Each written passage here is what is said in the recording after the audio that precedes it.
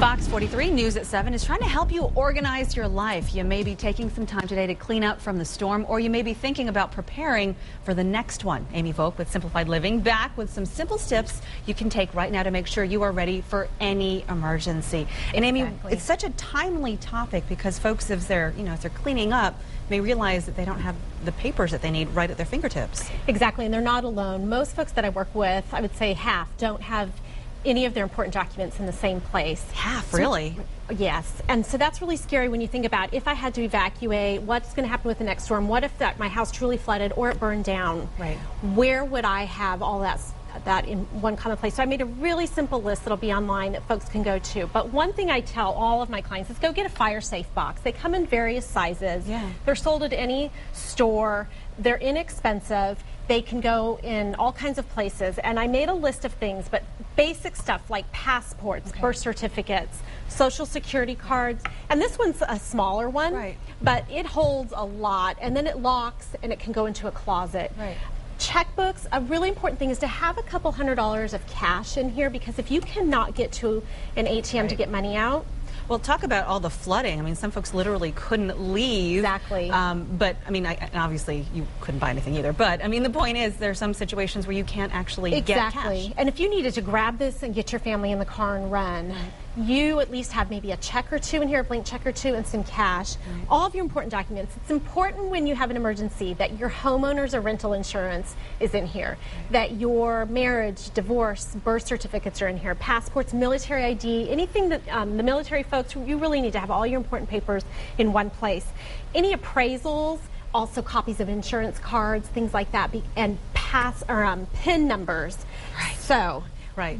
Sometimes we have those scattered everywhere. It's good to have a master list and have a copy in here as well. When you're dealing with your clients, how many of them do this? And are you surprised that they don't?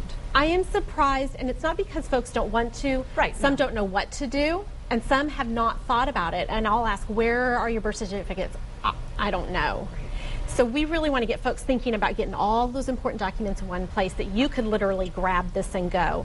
Or if the house burned, this won't. This is really safe. The second part of this is having a family emergency kit. We hear about this. This is a really, really simple one. And you know I'm all about making it simple for folks. Of course, of course. And you've just got your basic tools in here, right? Exactly. So for instance, my son's window started leaking during the height of the storm. So I was able to grab our emergency kit and sort of, fix it up. We didn't get as best you could, right? I made a list of things that could go in here, but you want to have your basic. This is a nice wind-up flashlight. That's nice. So also keep batteries though of various sizes, a screwdriver, a rubber mallet if you need to do an extension cord. Right. If you have a generator, it's important that you have a gas can filled with gas already. Right. Because you're not going to be able to get out to get that. Right. You need to have that ready, otherwise you can't use it. Exactly. You also might want to put in here some pet ID, your pet information. Again, if you needed to grab this and run out the door, you would have all of that. This is a company called Buttoned Up.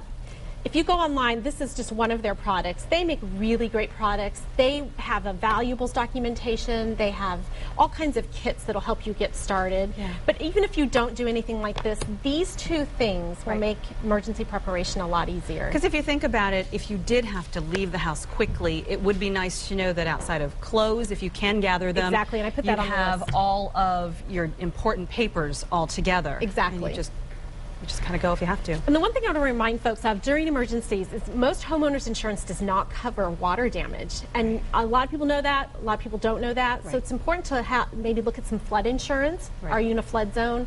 It's inexpensive, but when you need it, you can't go back and get it. Exactly. They won't approve it. You need to get it now. Well, at least if you have the papers there, you can at least peruse them. You can look at the, what requirements you have as far as your insurance before something like this happens. So I mean, I know folks are dealing with the storm cleanup now, but this could be something you put to use before something happens the next time. Right, and it just takes up about an hour. Go gather all your important documents, get them in one place.